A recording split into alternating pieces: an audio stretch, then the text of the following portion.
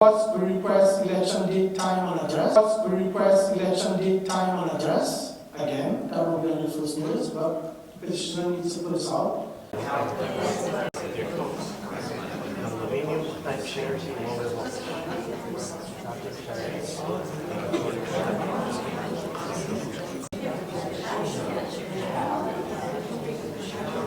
Welcome. I'm only here to say welcome. As you see, DBPR was kind enough to come here and answer your questions. It's something we always are pleased with, because anything having to do with condominiums, we want Aventura to be in the forefront. And these are opportunities to get answers, not necessarily what you want to hear always, but what you need to hear. And as you probably know, the legislative session is ongoing right now in Tallahassee. There are, the legislature is in session in Tallahassee. Your state senator is up there. And when they finish, there are some proposed condominium bills right now that could have an impact on all of us, because we're all in this together as the largest all-condo municipality in Florida. So March 20th, if you may see the flyer out there, take it with you. We'll be back in this room again with a legislative update. We'll have people that are in Tallahassee now to come down here and tell us, here's the deal, here's what happened up there, here's the changes. So we'll have that. DBPRs, once again, they know they're invited to come back and participate again. We're going to keep doing this so that, knowledge is good. The more information we all learn, the more we can impart on you, the better. The better it will be for you and your condominiums. Again, a lot of the stuff we hear is not what we want to hear, right? But it's what we need to hear. And so I appreciate you coming out. Mark on your calendars, March 20, come back again. And I hope you find tonight informative. And once again, I thank our guests for being here. I'll turn it over to them. I'm Mayor Weinberg, in case I didn't tell you, in case you don't know. It's a pleasure to see all of you. So I'll turn it over to our guests, and I hope you all have a very productive session. Thank you so much. Thank you. Thank you.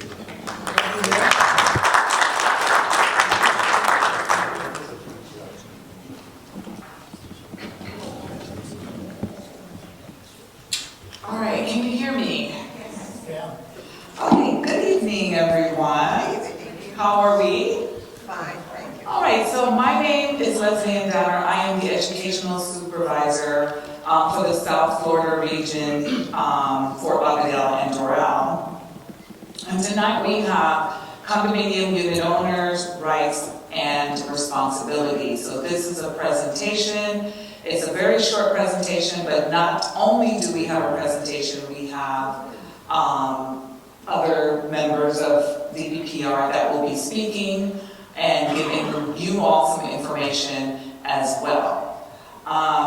Before we begin the presentation, I would like to ask if each one of you will hold your questions until the end of the presentation, just so that everyone will be able to go ahead and present and say what they needed to say for tonight. And then after that, we'll open up the floor for questioning. Also, I wanted you all to know that tonight's presentation, many of the information that we're going to provide in the unit owner and rights and responsibilities presentation, that one, most of the information is not within our jurisdiction, but we are providing you that information. This is information that's in statutes, and we're giving you that information so that you can be informed. I'm going to let each person, when they come up, they're going to go ahead and introduce themselves. So I'll go ahead and begin. All right. So first we're going to, I forgot I have the clickers. There you go. Okay.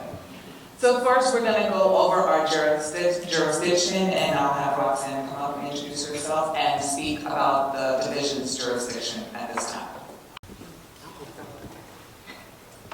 Good evening, everyone. My name is Roxanne Mitchell. I'm the Deputy Bureau Chief for the South Florida Regional Office. We have an office in Doral, and we have one in Fort Lauderdale. Tonight we're going to be talking about the division's jurisdiction prior to turnover. Prior to turnover, the division may enforce and ensure compliance with Chapter 718 and the rules relating to the development, construction, sale, lease, ownership, operation, management of residential condominium unit complaints relating to procedural completion of the milestone inspection. The division have jurisdiction. Some of the things the division have jurisdiction after turnover are elections, records access, maintenance of record, financial issue, and the procedural completion of the structural integrity reserve studies. With regards to the election, some allegations that we do investigate are failure to conduct the election. What you need to know is that your bylaws plays a very important role. In your bylaws, it will let you know when your annual election is supposed to be taking place. Also, when is your fiscal year. Those are two very important items in your bylaws that you need to know. Based on what your bylaws states with regards to the election, every condominium in Florida are required to hold an annual election. The annual election is for the board of directors. 60 days before the date of that election, they have to send out what is called the first notice. 14 days after the 60-day notice, you send out the second notice. Not be handwritten. Some allegations would range from failure to timely sending out the first notice, or failure to include an ineligible candidate on the ballot sheet. Stuff like that we will look into to see whether or not the association did violate the statutes. With regards to records access, you are entitled to review official records. Official records is stated in 718.111. It has a list of all the records that are considered to be official records. The association has 10 business days to make those records available to you.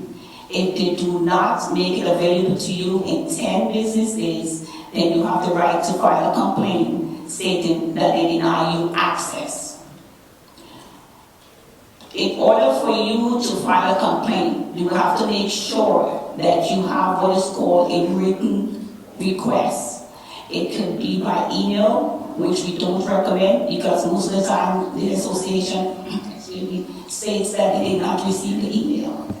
So we usually tell the complainants to make sure that they send it by certified mail. That way they have a receipt of who received that document. Okay. Now it comes into a different allegation, which is considered to be maintenance of records. If when you went to review the documents, they only saw one record, you got access. Now you can turn around and file a complaint for maintenance because on your request, it was more than one document listed and they only provided one. The records do not have to be in any order, and the association does not have to provide you with copies. If you want a copy of any document, we suggest you walk with either your camera or whatever you have so that you can take the copies. If you don't have anything to make the copies, then the association can charge you a reasonable fee. What is reasonable? I don't know. Maintenance, I think I cover maintenance with saying that they're supposed to maintain all the records that are listed in 718.111. If they don't have it, then you file a complaint and we go after them for that. Financial issues. That is why I told you you need to know the fiscal year. Because 120 days from your fiscal year, the association is required to send out your annual financials, not your monthly. We have nothing to do with the monthly, just the annual financials. So make sure that you submit a written request. Because the statute states you have to submit a written request for the financials. If you do not, then they don't have to give it to you. But if you can prove to us that you submitted a written request, whether by emails or certified mail, they have 5 days to turn that documents over to you. As to procedural integrity, so far we don't have that much jurisdiction over anything, just the completion. So once, as the mayor stated, the session is over, then we will know what other jurisdiction we have over structural integrity.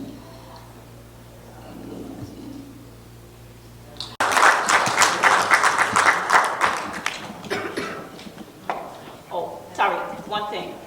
With budget, they have to do a budget. They have to do a budget. Also, with the budget, they have to send out the notice 14 days in advance. When they send out that notice, they have to include the proposed budget. If they do not have the proposed budget in that notice, then you can file a complaint for that. Also, in the budget, they must have what is called the reserve schedule. If they do not have that, that too is a violation, and you can file a complaint for that. It has to have the reserve schedule in it also. Thank you. So I will be doing the presentation portion of the unit owner rights and responsibilities. As you can see here, we have a Venn diagram. We intentionally use this because in this presentation, the rights and the responsibilities of unit owners, they are pretty similar, and you'll see as we continue. All right. So it says here that unit owners have a right to receive notices of all meetings. As you can see there's several different types of meetings with different noticing requirements. We have the committee meeting, the board meetings, which those are 48-hour noticing requirements. And then those other meetings, such as the annual budget meeting, the annual meeting, special assessment meetings, those require a 14-day noticing requirement. Now, how would you, as a unit owner, receive these notices? So the association has an option to either mail it to you. They can either send it to you electronically or even hand deliver the notices to you. If you are in an association that is 150 units or more, the association is required to post the notices of the meetings on the website as well. So this is only applicable to those associations that are 150 units or more. Now, some of the meetings that you see there do require an affidavit of compliance. What that means basically is that the association needs to have proof that they sent the notice to you. So the person who is sending out the notice, they need to execute this affidavit and basically attest that they sent it on a particular day out to the unit owners. Now, this notice has to be retained by the association in the official records. So you as unit owners, if you want to see these affidavits, you can do so just by submitting your written request to inspect the records. So the meetings that require this affidavit, it's not all meetings, some of them are the annual meeting, the special assessment meeting, also the budget meeting, rule adoption. Those meetings, the association is required to obtain evidence of compliance. To speak at your meetings. And we're talking about your board meetings, committee meetings, any meeting at all. You have a right. You also have a right to record at these meetings as well. However, it is subject to reasonable restrictions, which means basically that the association may require you to get in contact with them or notify them in advance that if you decide to record, then you would have to make special arrangements prior to the meeting. As long as they give you the opportunity to speak and record at the meeting, as long as they do that for you, that's fine. Okay? So now, this is important, I feel, because this requires the participation of the memberships. So you have a right to receive notice of elections, especially that first notice. The first notice lets you, it lets you know that there's going to be an election, and if you are not on the board, you can submit your notice of intent at that time to become a board member. So you have a right to receive that first notice. And it has to be at least 60 days prior to the date of the election. So it is your right to get those notices. Now let's talk about the elections, whether or not you need an election or not. So in instances where there are more candidates than there are vacancies.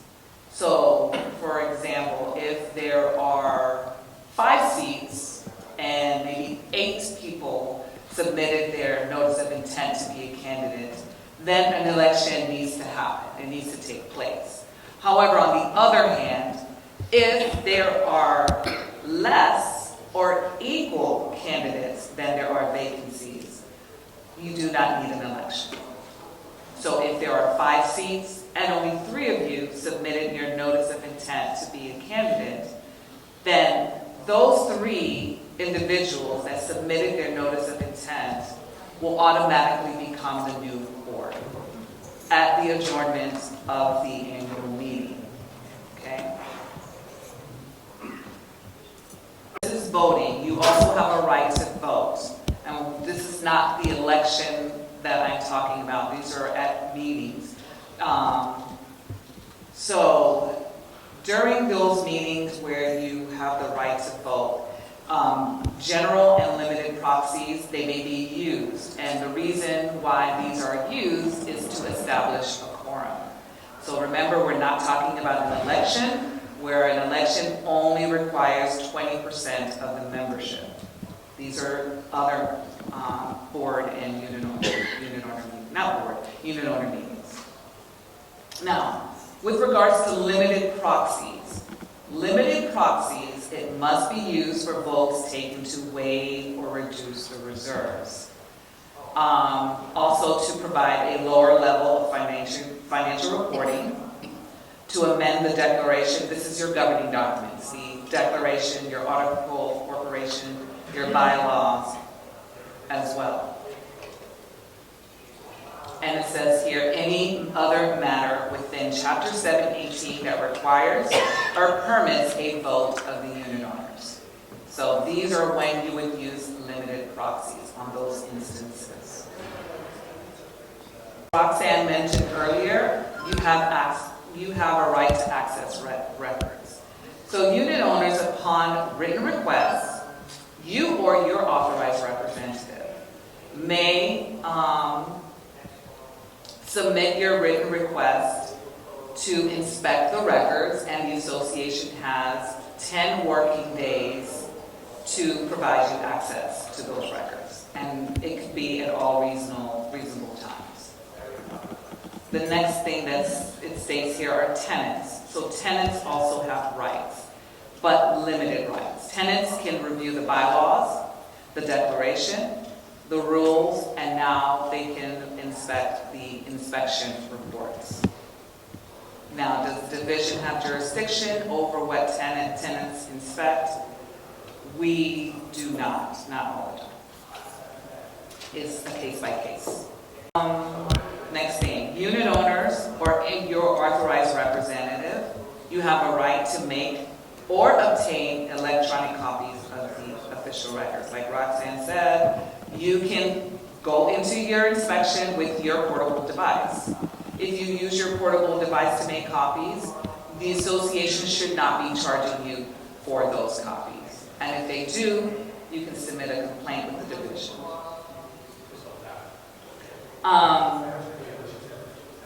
If the unit owners, you or your authorized rep, wants the association to make copies, they will do that, but guess what? They may charge you a fee. And those fees, reasonable fees that we have seen is 5 cents, maybe 10 cents, or $1 per page. Okay? So just make note of that when you go to an inspection. If you ask them to make copies, they can charge you. Last but not least on this is if the association fails to allow you to inspect the books or records, you may submit a complaint with us here, as I mentioned. So I need to make sure I clarify that.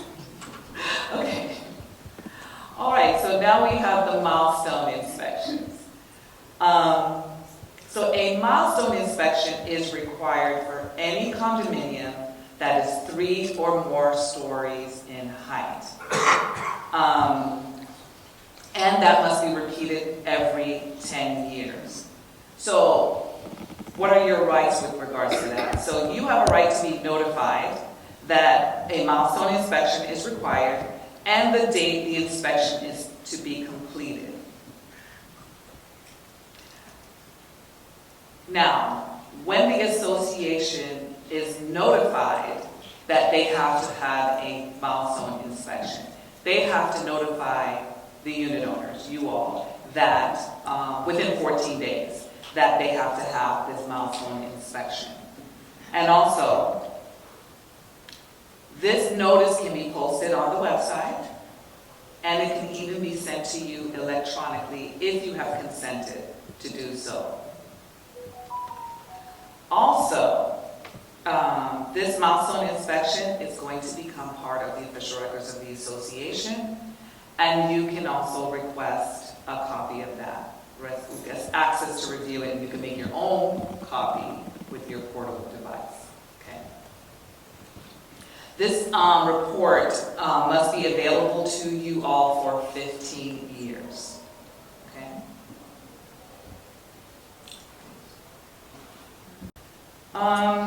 So this is the financial report. You have a right to receive it. So every year, the association must have a financial report.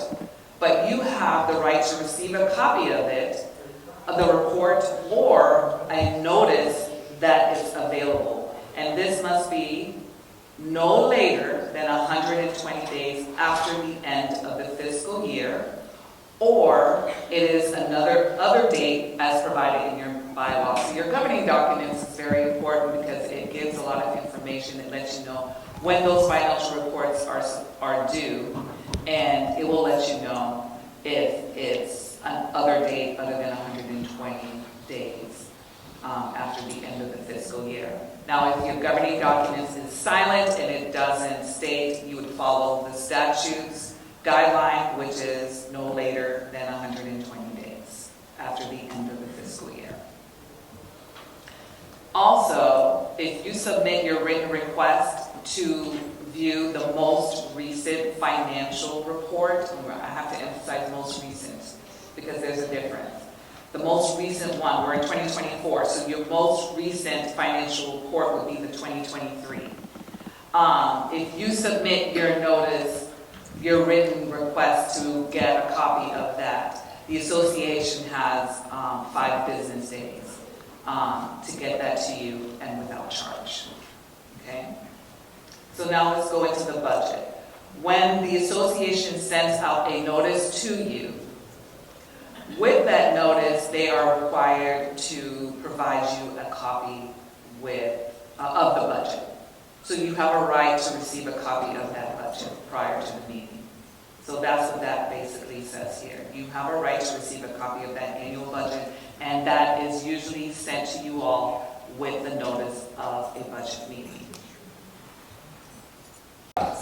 And we have exclusive ownership and possession of your unit, membership in the association, and you may ask questions to your association by way of a letter of written inquiry. So this is questions. A lot of people get this confused with a written request to inspect the records. That's not the same thing. These are 2 different things. This is where you're asking questions, and they must respond to you within 30 days. And it has to be a substantive written response within 30 days, okay? You must also make sure that when you send a letter of written inquiry to your association, that it's sent by certified mail. So that's important.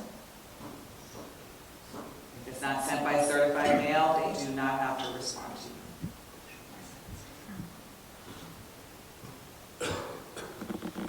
All right, so that's the rights of a unit owner. So now we're going to get into the responsibilities. And as you can see, it started again. We're going into meetings. This is where it's similar.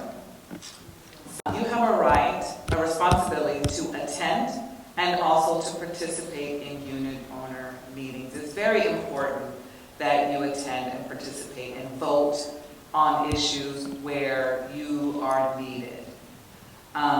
So we're talking about your annual meetings or any meeting where there's a vote of the membership. It is also your responsibility to attend those board and committee meetings. Yes, the board meeting is for the board members, but you should attend those meetings as well. Not unless those meetings are closed due to discussing current litigation with an attorney. Or they may be discussing employee issues like disciplinary actions and such nature like that. Those are closed and therefore you won't be able to attend those meetings. But all other meetings you should attend. It's your responsibility. To vote on issues, which requires the vote of the unit owners. And we're talking about the election. An election is so important because it requires 20% of the membership. We've had situations where an election couldn't take, we've heard of situations where the election couldn't take place because they didn't get that membership, that 20%. So in order for that election to be valid, you need 20% participation. Also, you do not need a quorum at an election. We don't. The election and the annual meetings are two different things. You need a quorum for the annual meeting, but not for the actual election of the board members. To your governing documents. Again, what are your governing documents? Those are your declaration, the rules, your articles, those, anything that changes the rules. Also, it is your responsibility to vote when a majority vote of the membership is required. And I have to emphasize that because now you need a majority vote of the total voting interest now of the association. So it is your responsibility to participate in that. So that if you want to see things get done, like waiving of the reserves, you need a total majority vote of the total voting interest. So it is also your responsibility to pay assessments. Assessments should be on a quarterly or more frequent basis, like monthly. I know there's some situations and sometimes you don't trust your association, you think things are happening, but it's still your responsibility to pay those assessments accordingly. It is also your responsibility to pay your share of the common expenses as defined in the Florida statutes and your governing documents, your condominium documents. More importantly, if you do not pay your assessments or pay your share of the common expenses, the association can put a lien on your unit. Okay, so if it's behind.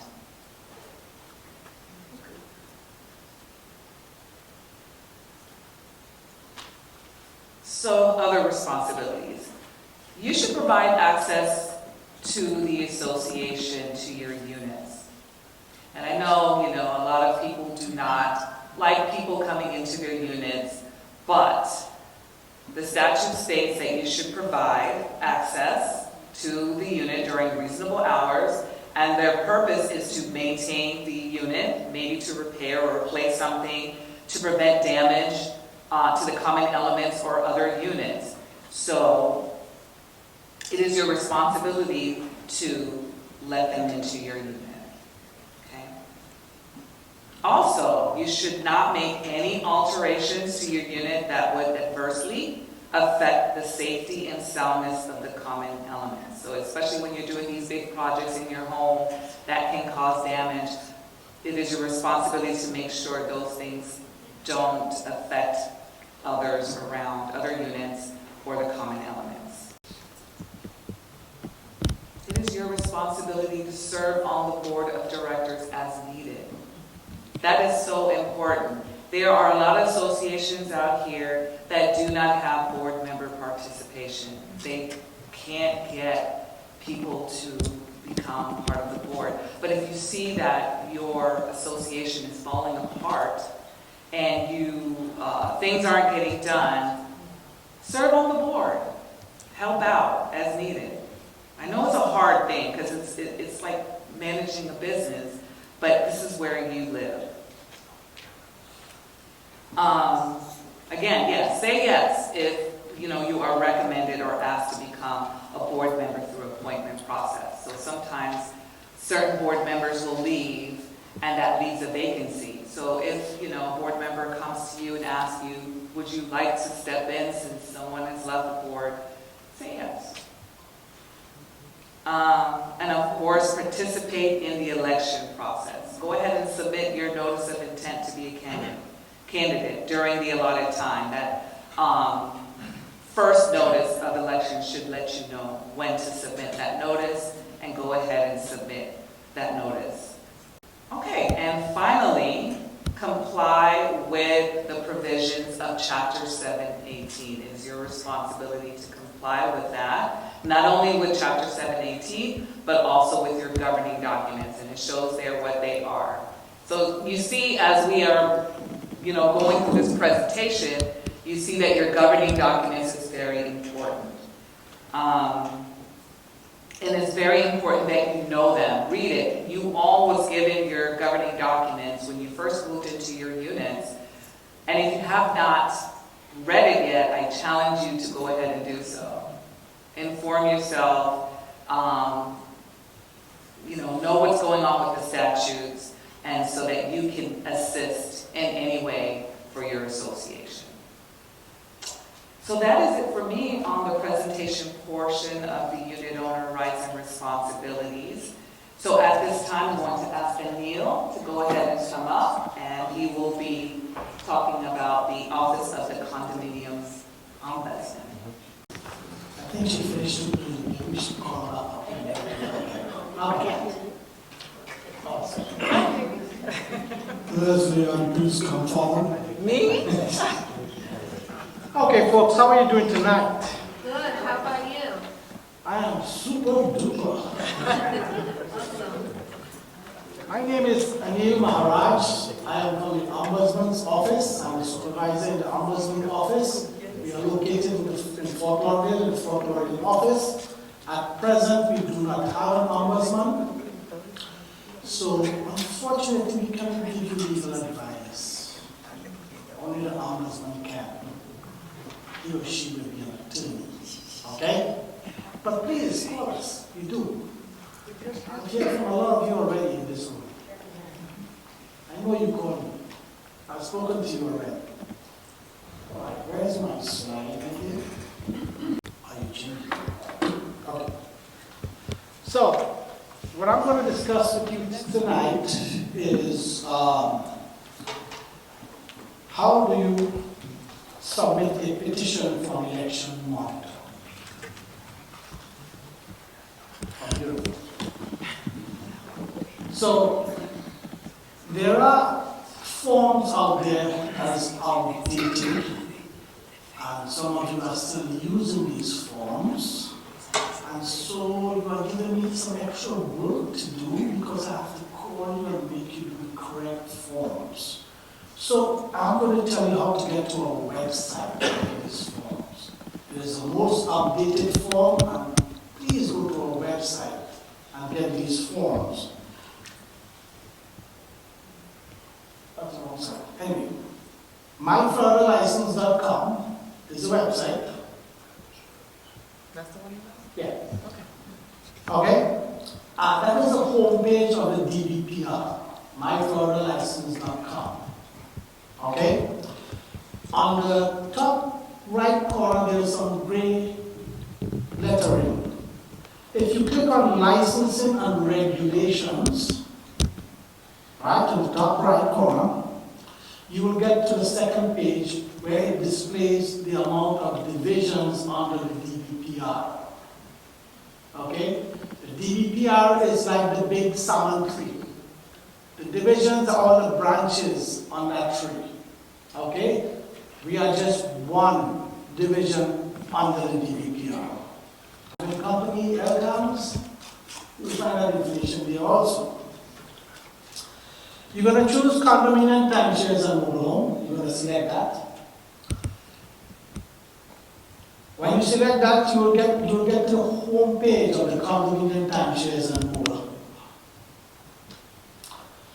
On the right-hand side of the home page of condominium, timeshares, and mobile home, as circled in blue there, is where you're going to click on condominium ombudsman.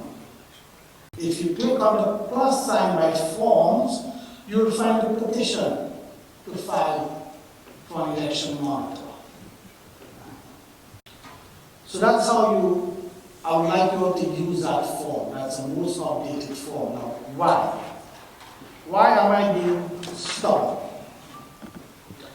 The first page of this petition has the instructions. You must provide a copy of the first notice of your elections. What does that give us? It states the date and time of the elections. We need that. Okay? It also says you have to provide a qualified voters list of unit owners. It's also known as a roster. Okay? It's like how the governor appoints the ombudsman. These election monitors are appointed.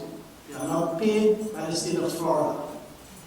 That's why they have a fee schedule that they charge you from us if they are appointed by us. Okay, they have to stick to that fee schedule. You can hire them privately, but they have their own fees. Okay? So that's why I like to use this page because it has all the instructions and requirements we need. If you don't, you will get a phone call or an email from us saying, when is the first notice of election? Or we require 15% or 6 unit owners to sign this petition.